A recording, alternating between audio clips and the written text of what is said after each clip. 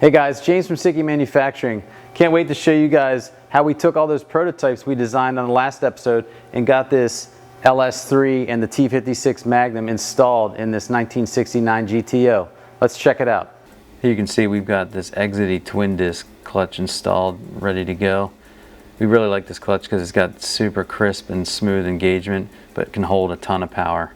Alright, so now we got the QuickTime bell housing all bolted up, ready to go. So once we drop this engine in, we can bolt the Magnum transmission right up to this heavy duty bell housing. Alright, next step, we got to carefully lower the engine down into the GTO engine compartment.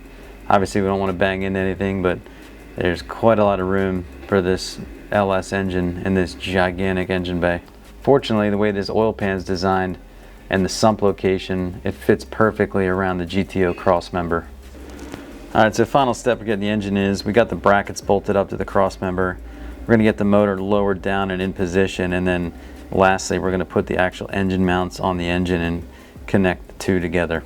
So here you can see our 3D printed engine mount combined with the sheet metal bracket tying it to the actual front subframe. So as you guys can see, this engine's sitting in this engine compartment really low, which is exactly what we were going for from our design concepts, and just one of the goals we had when designing this mount kit. And we also got this motor extremely far back.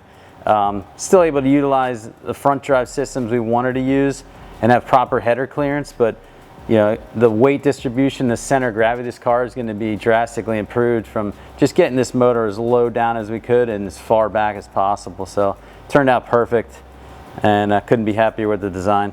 Alright, so here's a good angle from the bottom side, basically showing you the oil pan clearance and how that rear sump pan works out, as well as you can see the back side of this passenger side motor mount.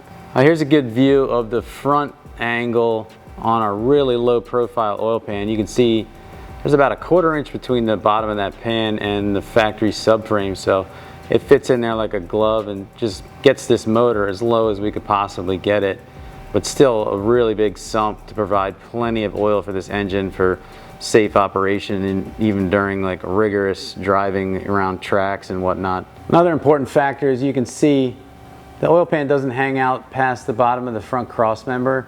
This is extremely important for you guys that are daily driving these things or putting a lot of miles on them. Last thing you want to do is be heading to Cars and Coffee or some car show and tear the bottom of your sump off going over a speed bump. So one of the things we definitely want to make sure, because we know a lot of people like to run these cars pretty low, or if you got a bag and you want to cruise like that, then you don't have to worry about dragging very important parts like your oil pan. Here's another view from the front, so you can see the motor mount design and how the fitment is with the oil pan as well. Alright, so here's the design concept prototype for our trans cross member.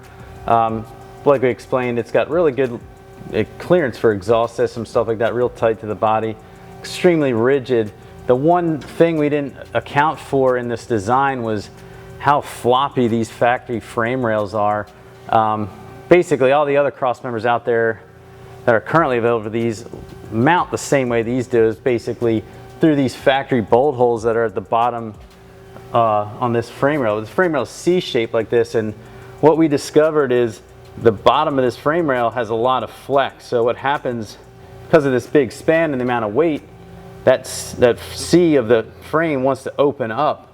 So we're going to have to design a different cross member based on this, because we want to make sure, if you look like, and it's not actually the cross member that's bending, it's these frame rails opening up. So we were able to determine that with a dial indicator, because it's really hard to see flex in this bracket, but that frame rail opens up quite a bit, and what happens is you get that flex. So I don't know about you guys, but we want this thing as stiff as possible, and I'm sure you do too, but it's kind of alarming just because, like I said, all the other cross members out there, even the factory one, mount the same way. So just shows you that just because it's always been done that way doesn't mean it's the right way. So we're going to design a different version, and we're going to tie this subframe or cross member into the side of the frame rail. So if it's C-shaped like that, we're going to triangulate from this lower point of the frame rail up to the side, which this wall of the frame is going to be really rigid, because it's, you know, where it's located in that C shape. So we're going to triangulate that down to our cross member with a simple bolt-on bracket that's going to also make it easier to install. That's another thing we're going to change. So right now you unbolt this and then you got to kind of slide it that way and down. So it's, and we always approach this from an installer standpoint, being that, you know, we were all mechanics and installers first before we design products. So we're always thinking like, man, this would suck if I had to do this like as a customer. So we put a lot of thought into that as well. And we're going to make the new version of this cross member to be way easier to install.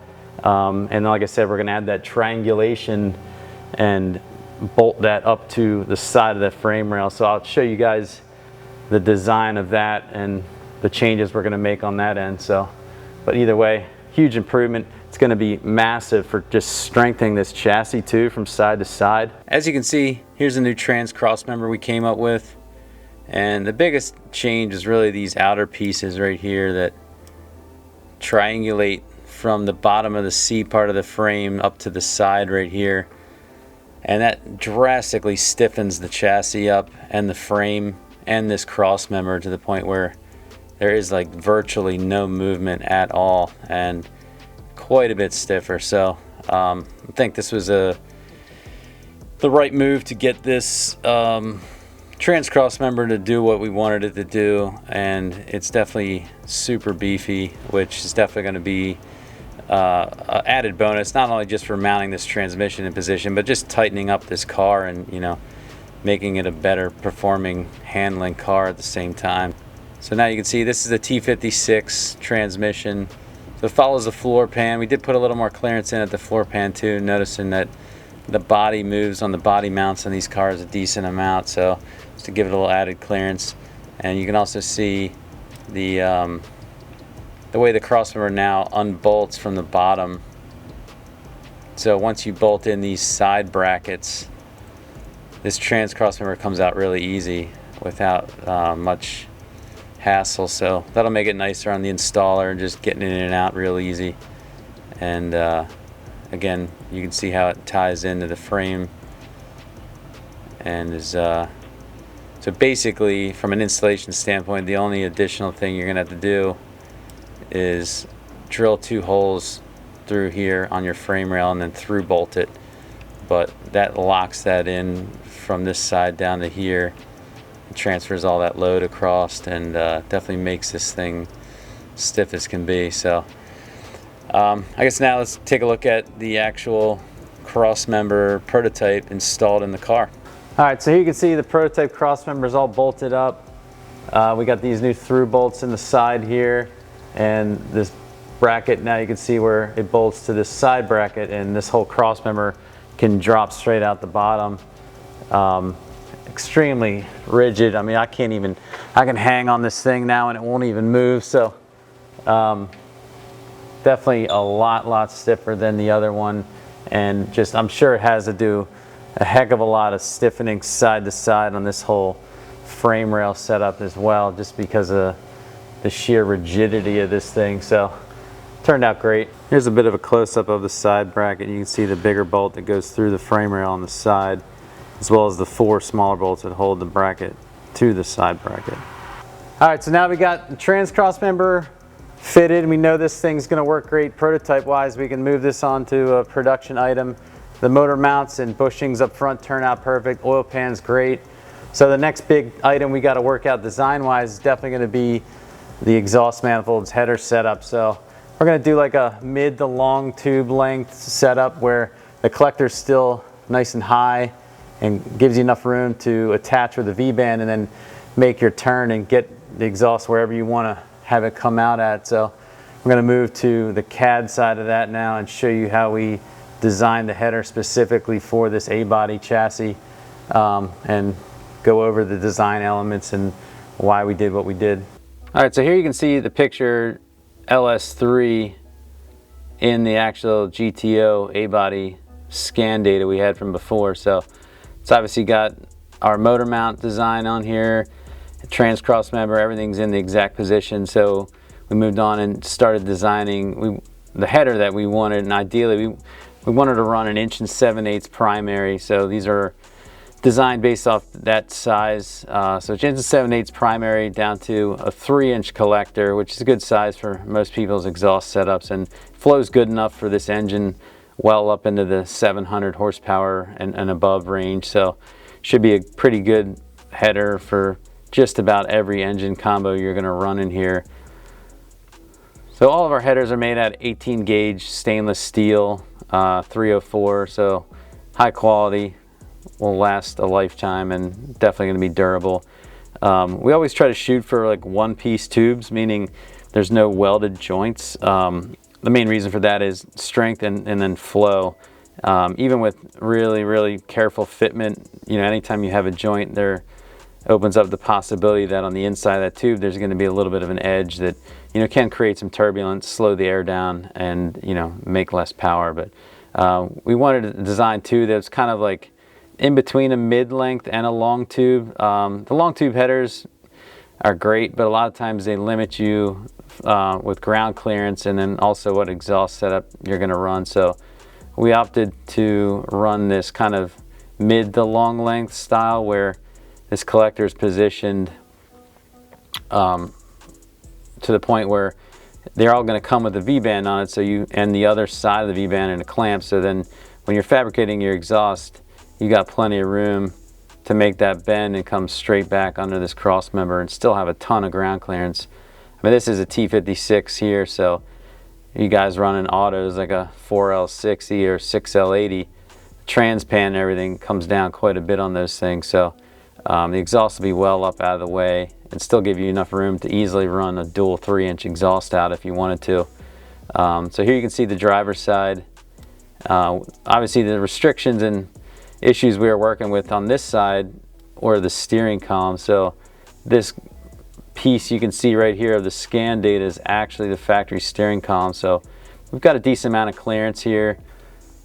All right, so the main thing, obviously, you don't want a header that's hitting a frame rail or steering column, rack, whatever you have. Yeah, we hear that all too often with a lot of the customer feedback we get. People running other manufacturers' products and kits is it's extremely frustrating. You spend all that money on a header that, you know, is meant for that car and it doesn't fit. So we put a lot of clearance in here just to make sure that you never have an issue with that, and turned out great.